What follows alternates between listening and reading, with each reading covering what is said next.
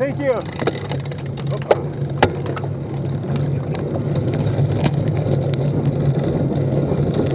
Hey cycling community, this is Steve Grusis, the Cycling Greek. Even though this road race is about 2 hours away from where I live, I've never done this one before. In my previous road race, my form was finally starting to improve, so I was looking forward to what I could do today. There was only one unknown for me, a big unknown, a 1-mile gravel section. As a personal preference, I'm not a big fan of gravel sections in a road race. It had been 15 years since I've done my last one. Since it's been so long, and since this race is so close, I thought I'd give it another chance. Using the race director's map that he had on site, the top part of the course is actually the promenade. The loop is the actual race course that we do in counterclockwise fashion. The first half of this 18-mile loop is flat, followed by a 30-second descent, and then the rest of the course is either flat or rolling. Some of the rolls are a little bigger and considered to be small climbs. One actually tops out with an 11% kicker at the top. The main element of this course, though, is that 1-mile gravel section as you'll see on the lower right-hand part of the map. Let's see how I fared in this section. With my last time on gravel, whether recreationally or in a race, being 15 years ago, this was quite a shock for me. The pack was drilling it, and I was getting drilled. Though there were some deeper sections, overall it was pretty shallow in terms of gravel. The tough part was the washboard.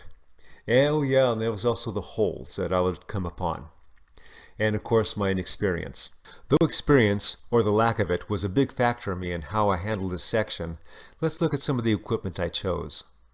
Thinking that this gravel section is 1/18 of the course, that I wouldn't do anything different than I would ordinarily do if it wasn't here.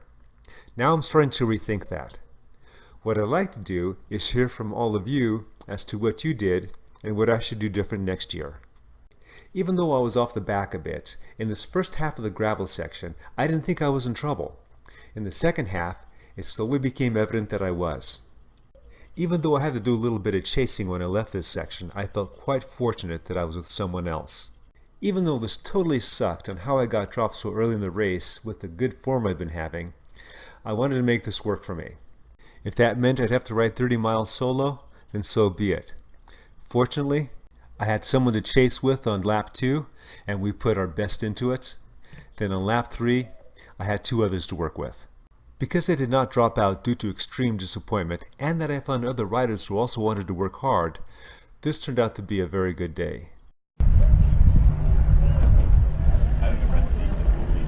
Well, I should have left the key. No, you thought you'd catch up. I think I get dropped on the first gravel section. Oh, okay. Oh, how's it for you? Pretty good. Ah, good. How'd you do? It was positive.